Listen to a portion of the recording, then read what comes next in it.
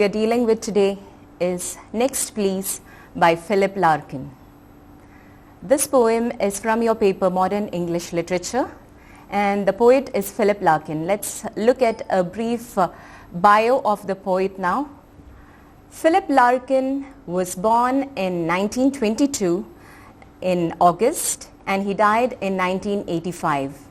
He studied at St. John's College, Oxford, and he had for a friend there Kingsley Amis. You'll hear of Kingsley Amis if you pursue literature further. And after that, he was a librarian for on many occasions. He worked at a lot of universities as librarian, and he was a librarian of University of Hull towards the end of his career. Now, he was not a very prolific writer, but he has written a few collection of poetry, and this was easy because he was a librarian and he got a lot of leisure time. A few of his collections are The North Ship, The Less Deceived, The Whitsun Weddings, and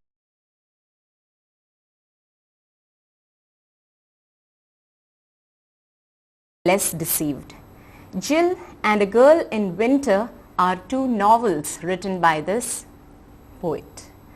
Now, during his lifetime, like I told you, he lived from 1922 to 1985, and as you know, this was a turbulent time. It was during his lifetime that the Wall Street crash occurred, and which led to the Great Depression, and then there was the rise of Nazism and fascism, and this naturally led to the Second World War, and so the times were not very easy. He lived during these times. And to add to that, he was brought up without any religious faith, and that meant that he was opened up to a newly empty universe. This created in him, like many others, a sense of futility of life. Life meaningless, we've heard that before. Now, reason offered no substitute for religion, and that's what we see in a lot of his poems. We'll see that his poems reflect the post-war state of England and the loss of empire, his confrontations with the demons of a rationalist century, and then there's the triumph of consumerism and other social changes. These kind of not very happy themes are reflected in his poems. And another major thing that I'd like to tell you about Philip Larkin is that he was a movement poet.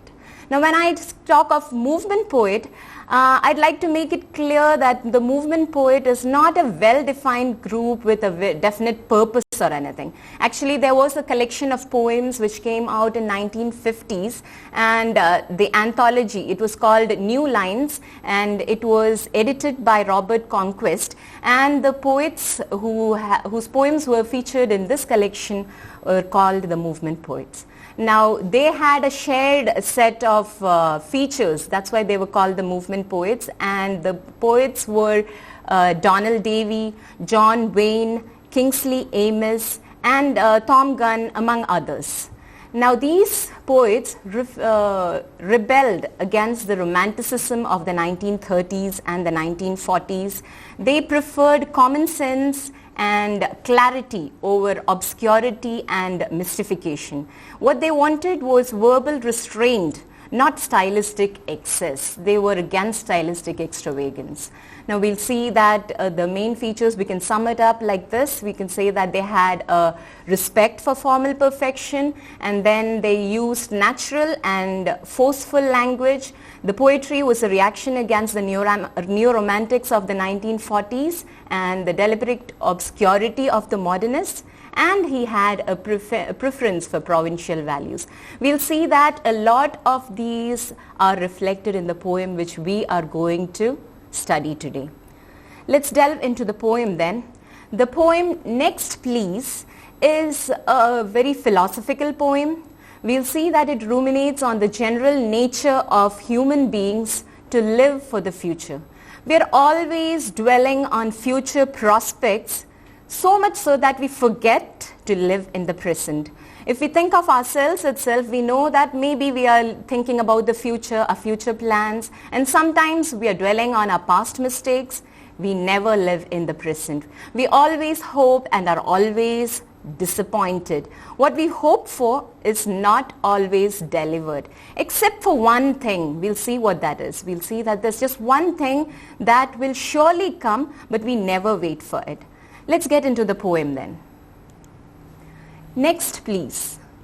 Always too eager for the future, we pick up bad habits of expectancy. You see how the poem begins on such a colloquial tone. This is the way movement poets usually do their poems. The tone is urbane and academic. It begins, always too eager for the future, we pick up bad habits of expectancy. Here the poet is generalizing mankind. He does not say you, he does not say me, but he says we. He is taking the reader into confidence. He says that we, it means us, it means the poet, it means the reader. Now all of us are like that, the whole of mankind. We expect future events and we are always thinking of the future. That is what the poet has for a theme in this poem. And next, please, I would like you to look at the title of the poem in conjunction with these two lines, with the theme of the poem. You'll see that next, please, it's kind of a very polite way of conversing with someone, and you say next. And next is a bit harsh, so you say please, as if you want something, so you say please. So you're expecting something, next, one after another. Always too eager for the future, we pick up bad habits of expectancy. Something is always approaching every day.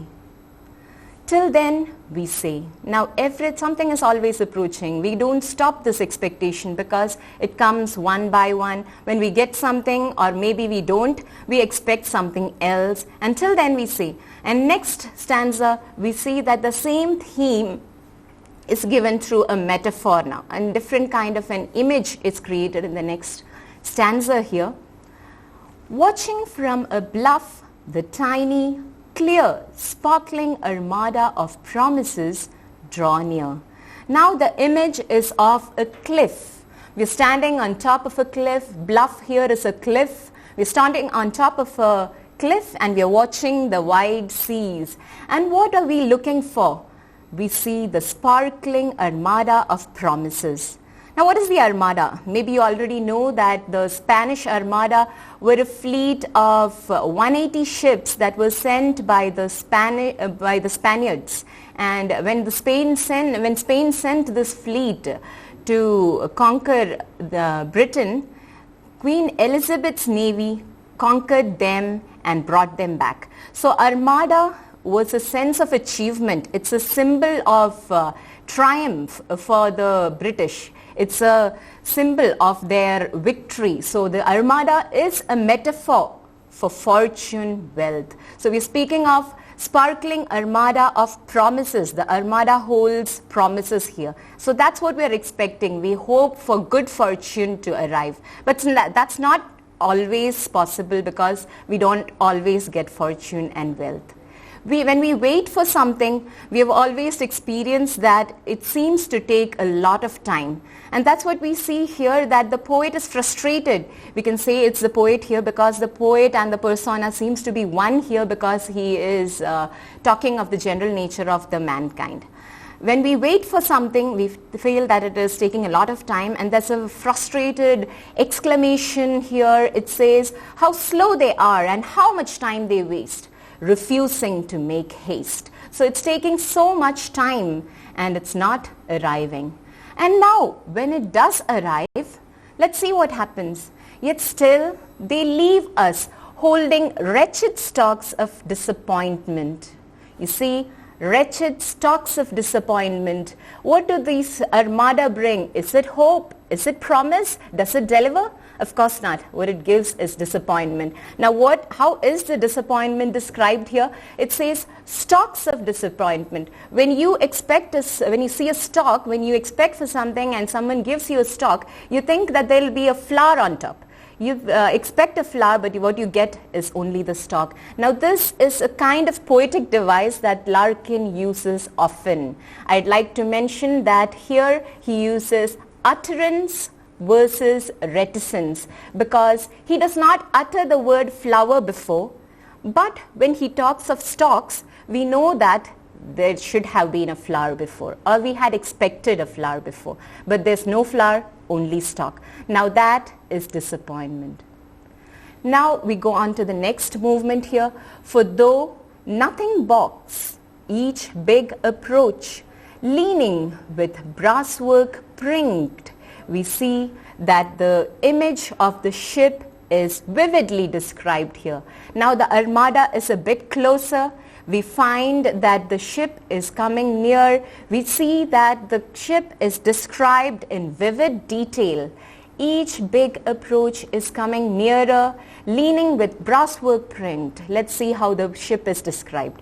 There is brasswork prinked, adorned, decorated. Some ships have got these sort of adornments on it, decorations on it. Each rope distinct. Now it's not a distant sight. The ship is closer to us, so we can see each of the ropes distinctly. Now each rope is distinct, flagged, and the figurehead with golden tits arching our way. We see the flags, we see the figurehead. Some ships have got figureheads in front of it. And there's a mention of golden tits here. That is an incursion into vulgarity. So maybe the poet's hopes are not very decent here. Some sensual pleasure is also mentioned. So this kind of a description of the ship is what we see here. And with the description of the ship, there comes this additional knowledge that the hopes are ambiguous. It's not exactly pure maybe. Maybe there is lustful greed. That's what we find in this description of the ship. And then we'll see from the continuation of the second line, though nothing balks each big approach, we see that it never anchors. It's no sooner present than it turns to past. So as soon as it comes, it does not come here and it does not deliver. It's gone in a jiffy. It's no sooner present than it turns to past. Right to the last, leaning with brasswork prinked. So you see that it does not anchor, it just comes and it goes away. We think each one will heave to and unload.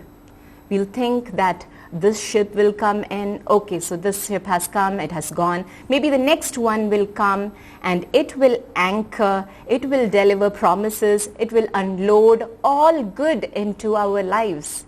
We are hoping, we are expecting one after another. We are not tired of waiting. That's what life is all about, waiting for the next ship to arrive. And we'll hope that the next ship will come and bring all good into our lives. And why do you think we deserve it? All we are owed for waiting so devoutly. We have been waiting religiously, so that's more intense here. Rather than just a colloquial tone, it says devoutly. So we have been waiting devoutly, religiously. All we are owed. We deserve this ship. We deserve all the fortunes. We deserve the wealth that the ship brings in because we have been waiting for so long. So we wait for this, but we are wrong. We think that the ship will heave to and unload, but it does not deliver. Again, I would like you to compare this all good here in the second line with the lustful greed, that indication, that hint of vulgarity that we saw in the previous stanza where it says golden tits. So it's a mention of sensuous pleasure. So we have to compare what the hopes actually stand for. Is it all good? Is it something spiritual? Is it something moral? Maybe not. There is some lustful greed. So that kind of a kind of ambiguity is there in this poem. That's what all of us hope for. And we'd like to believe that we want all good. That is also kind of religious, moral. But what we expect is sometimes not so moral or not so decent and not so religious. So we wait for this. They come, but they come, they go. Sometimes they stay for a while and then they go. But we do not get what we really hope for. Now the poet introduces the main attraction of this poem. He says that this is the only certainty that we can be sure of. Let's go into the next stanza. Only one ship is seeking us, a black-sailed, unfamiliar, towing at her back, a huge and birdless silence. In her wake, no waters breed or break. Now there is just one ship that we can be sure of. We are waiting for the Armada. We have been waiting for the sparkling Armada of promises. We are not sure if it will come, or even if it comes, we are not sure if it will stay. So we wait all the time. It comes, it goes. But one ship that comes for sure. And this is the black sail ship. Which do you think is this black sail ship? This is the one ship that will visit every human being. That's death. So the black sail ship is the metaphor for death in this poem. Now we see how adequately the poet has described this ship to be black sailed. It's unfamiliar. We see that it's unfamiliar because every human being is unfamiliar, not familiar with death, till the moment that it arrives. It arrives just once, and that's the only time we get to know it. So it's a black-sailed, unfamiliar ship, this shadowy thing which will surely come. But we've seen till now, we saw the bulk of the poem speaks of the Armada of promises. It was bright, it was shining, it's adorned, it was springed. But here, this is the last abrupt stop to the flow of the sea, the flow of life. This black-sailed ship, it tows at its back, it pulls at its back a huge and birdless silence. So after this ship comes in, what we see is just silence. And it's huge, it's profound. We don't know what it is. It's just silence there and darkness and nothing more. And here again we see the craft of the poet. It's an astonishing poetic achievement. You see that the poet says birdless. So till now there was no mention of a bird here. But you remember that in the second stanza onwards, I had asked you to visualize this cliff where we are standing and looking out at sea. Naturally, there are the sounds of waves flowing, the tides coming in, the waves breeding, the waves breaking, and the sound of seagulls, maybe the sound of birds. And these birds are flying around with a lot of noise, but these noises were not there before. The poet evokes this oral experience by showing you, mentioning just a birdless silence. So this is another instance again of how Larkin creates his poetic achievements through utterance and reticence. So he reserves certain things, not like he does not just say that the birds are crying and the waves are breaking and all those things, but he says that all of it has stopped. And when he says that it has stopped, we know that it was there in the beginning. So that oral experience is provoked here with the single word birdless. That's a poetic achievement here. In her wake, no waters breed or break. So when death comes, when this black-sailed ship has sailed in, we see that there is nothing more. There is no waters breeding or breaking. So no sound, no movement. Death is the end of all. You see that no waters breed or break. B, b, the sound that repeats itself again and again. What is this called? That's alliteration, maybe, if you have heard before. Alliteration. You'll find that there are other instances of alliteration in this poem also. You'll find that there is each big approach box. So b, b, repeating itself again and again. That sort of an repetition of these sounds, this alliteration, creates a sense of a dull, sinister approach of death. That is not very optimistic, actually. You actually don't hope for death to come by. You do not expect, or maybe you know that death will come for sure, but we do not wait for it. That's the one thing that will come for sure, but we do not wait for it. So we saw in the beginning of the poem, there is delicate humor, and after a few stanzas, there is the approach of death with the beat of the sound b, b again and again, and alliterations of all sorts of kind. And that the poet achieves through various sounds that are there, that are repeated throughout the poem.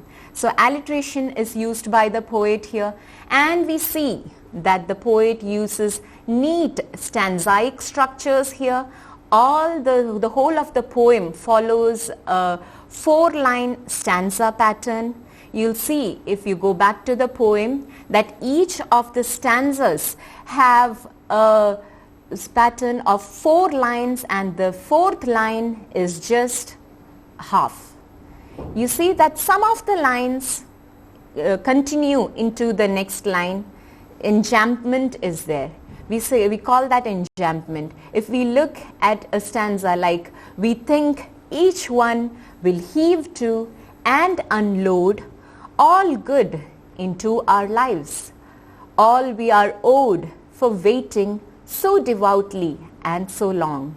All that we are owed, it does not stop there. The sense does not stop there. The sense of the line continues into the 3rd line.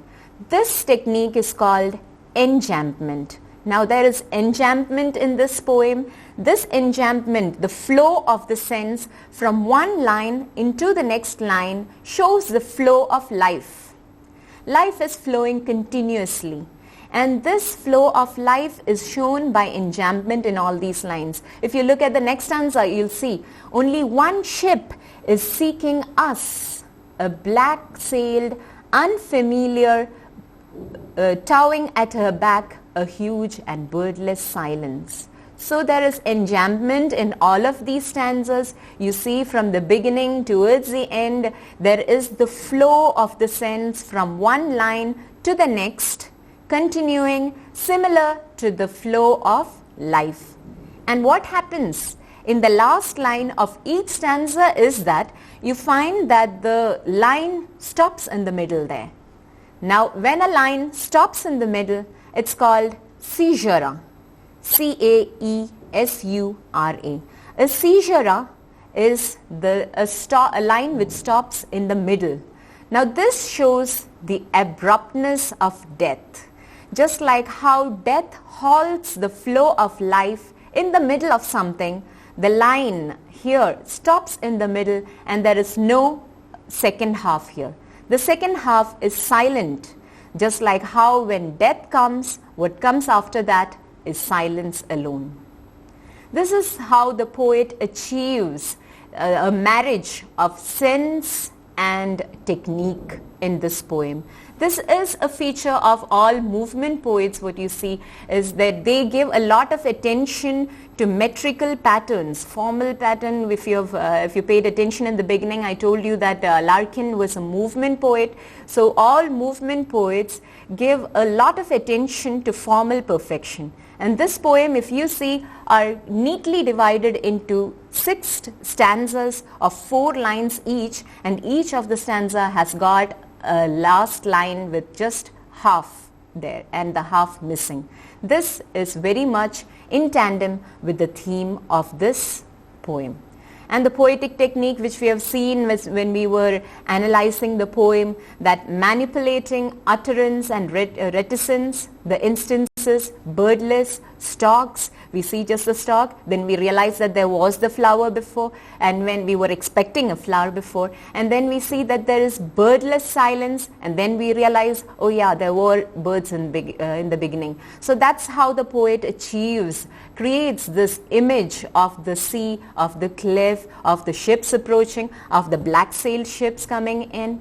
And another thing that we should note in this poem is the mixing of higher and lower diction, the language of the poem. Now all movement poets use clear language. They are against verbal excesses. They do not want much of obscurity in their poem. Not much. They do not want obscurity in their poem. What they want is clarity, and what they want is a clear tone, an academic tone, an urbane tone is what we usually see. And you've seen that in the poem already. And what you see here is a mixing of higher and lower dictions. In various lines we see these things, and let's see how that happens. We see pick up bad habits of expectancy. When you say pick up bad habits, that is colloquial. Now when this is colloquial, the word expectancy, that is not very colloquial, that is literary. So pick up bad habits of expectancy shows here a mix of higher and lower diction. The higher diction, literary, and the lower diction, pick up bad habits. That's colloquial tone, just like how we speak usually. Not exactly poetic language, not which Milton would have approved of. And then we see in another stanza, unload all good into our lives. Now unload, that is not exactly poetic language. Maybe if we look at the word all good, we'll see that all good refers to something higher. It's spiritual, it's moral. So unload all good. So unload is a rough industrial word, while good, all good, may be moral, spiritual. Again, compare that with golden tits. We are talking about religious words like good, devoutly, and then there is the mention of vulgarity there. Again, a mix of higher and lower diction. And then there is religiously. We are waiting devoutly for all that we are owed. We are waiting devoutly and so that is a word that is religiously, that is crass commerce. When we say owed, like we owe some money for somebody, for something that we have bought, so that is crass commerce. So this is a mix of higher and lower diction. So this is followed in this poem all the while. And if we look at few of the poetic techniques that are used in this poem, we'll see that the poet uses rhyming couplets all through the poem. If we go back to the poem, we'll see that in the beginning he says, always too eager for the future, we pick up bad habits of expectancy. Something is always approaching.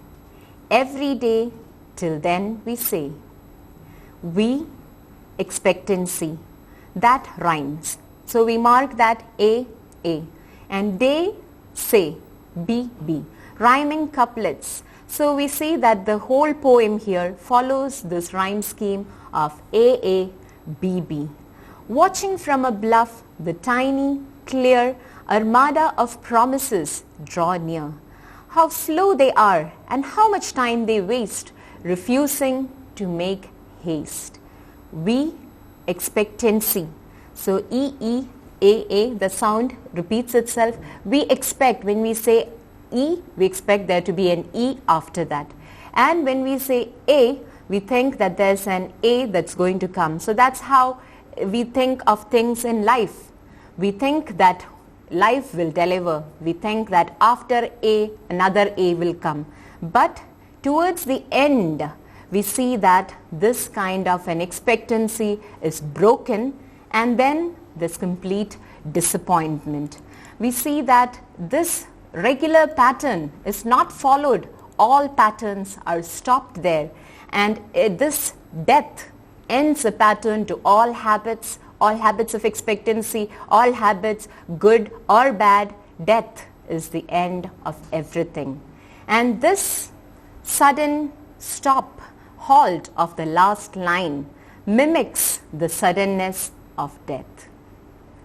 Now Philip Larkin's poem, Next Please, I'm sure you have seen, is a satire on expectancy. That's all for today. Thank you.